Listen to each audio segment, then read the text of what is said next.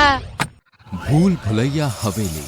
रेवतीपुर गांव में 2 हवेलियां होती हैं जो गांव के बीचों बीच होती है। एक दीनानाथ की हवेली जिसमें दीनानाथ, उनकी पत्नी शारदा और बेटी रानो रहती है, और दूसरी हवेली जिसका नाम भूल भुलैया हवेली है, जहां सब गांव वाले जाने से बहुत डरते हैं क्योंकि माना जाता है कि वहां पर एक पिशाचिनी रहती है और वो किसी को भी जिंदा नहीं छोड़ती।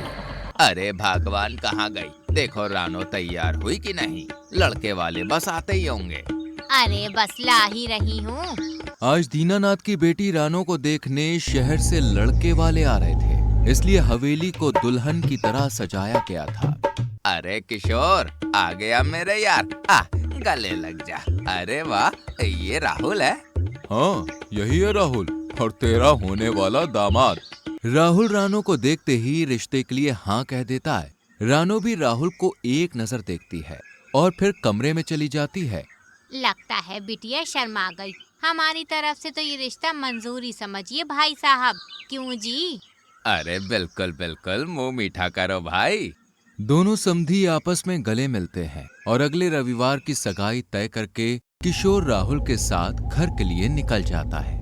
वो लोग निकल तो गए हैं, पर फिर दिल घबरा रहा है। सुनिए ना, मुझे लगता है कि आपको उन्हें भूल भुलैया हवेली वाला रास्ता ना लेने के लिए कह देना चाहिए था। अरे शारदा, तुम यूं ही घबराती हो। उन्हें भला उस रास्ते के बारे में कैसे पता? चिंता ना करो, सब ठीक होगा और खुश हो जाओ, हमारी बिटिया की सगाई है। इधर किशोर और राहुल शॉर्टकट के चक्कर में भूल भुलैया वाली हवेली रास्ते से जाने लगते हैं। और फिर अगली सुबह, दीनानाथ जी, जल्दी बाहर आइए। दीनानाथ जी, अनर्थ हो गया।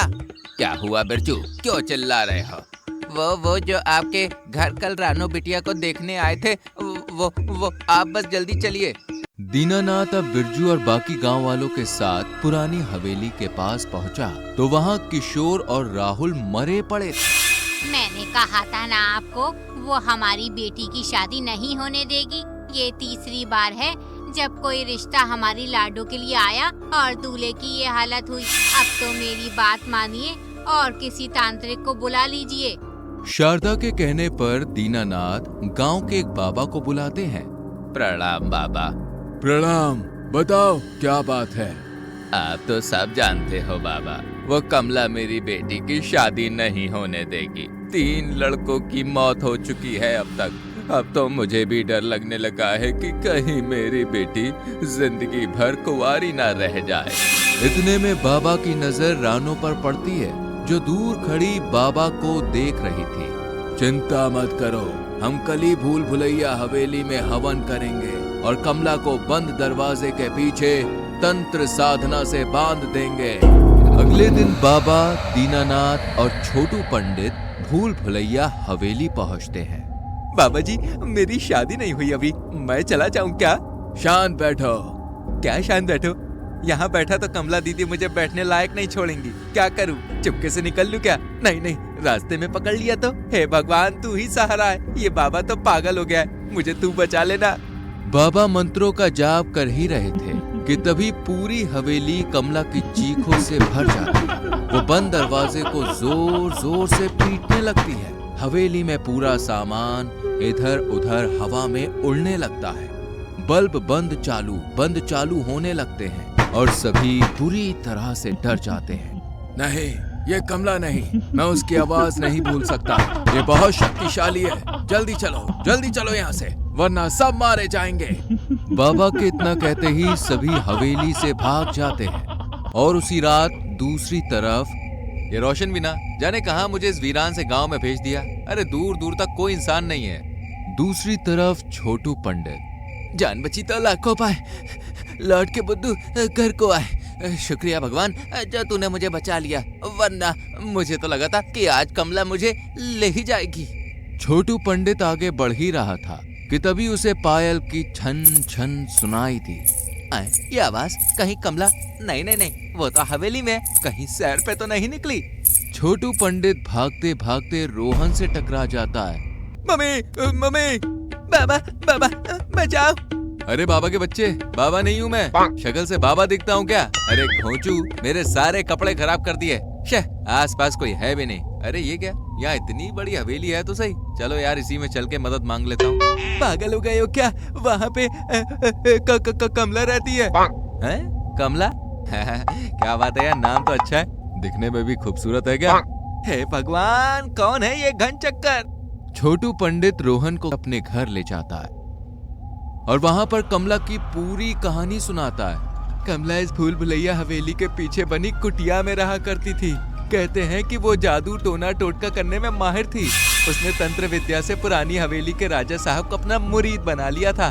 बस फिर क्या था, दोनों का चक्कर चल गया, पर रानी से बर्दाश्त नहीं हुआ, इसलिए एक दिन उसने हवेली को आग लगा दी और उस वक्त कमला हवेली में ही थी।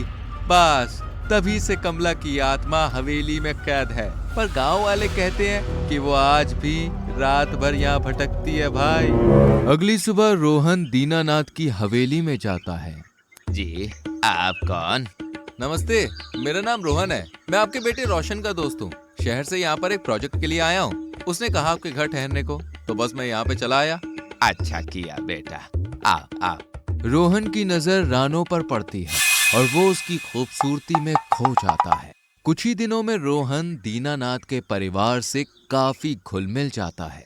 और फिर एक दिन, दीनानाथ, इस अमावस्या को भूल भुलैया हवेली में एक यज्ञ रखा है। तुम्हें अपनी पत्नी शारदा के साथ वहाँ पे होना है, लेकिन याद रहे रानो बेटी यही रहनी चाहिए, वरना अनर्थ हो सकता है।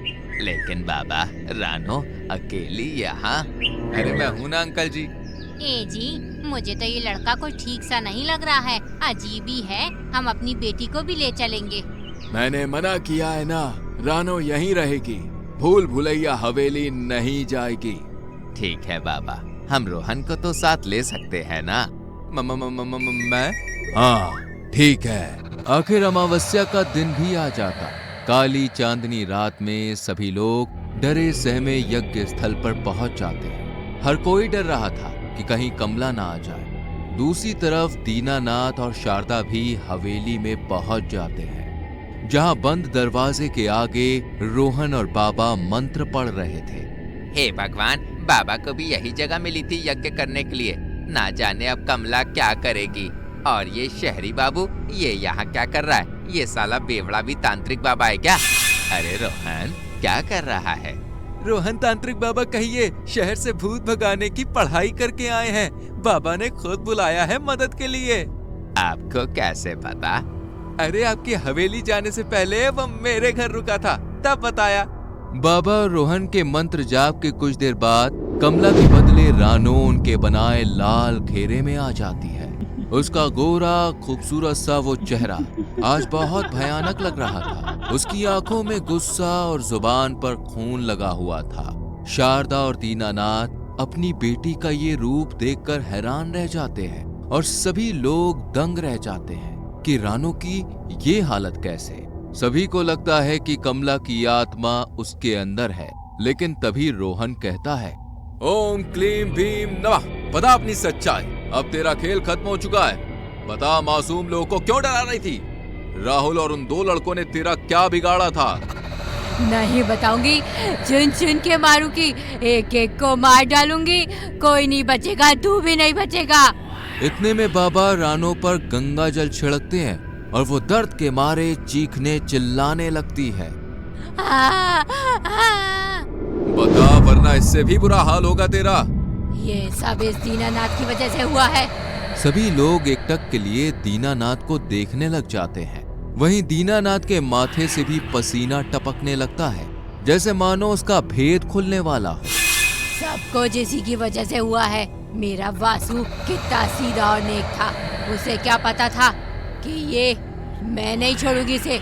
आज मुझे इस दीनानाथ का खून पीना है, मुझे जाने दो।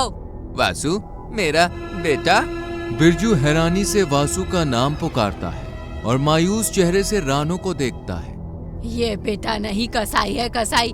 मैं और वासु एक दूसरे से प्यार करते थे, पर इस दीनानाथ ने मेरे वासु को मारकर हवेली के तहखाने में चुनवा दिया और मुझसे कहा कि वो गांव छोड़कर चला गया है। पर मैं जानती थी जरूर कुछ गड़बड़ है। मैंने भी तंत्र मंत्र सीखा, पूरे 2 साल तक शैतान की पूजा की और जिसने भी मुझसे शादी की इच्छा रखी उसे मार डाला।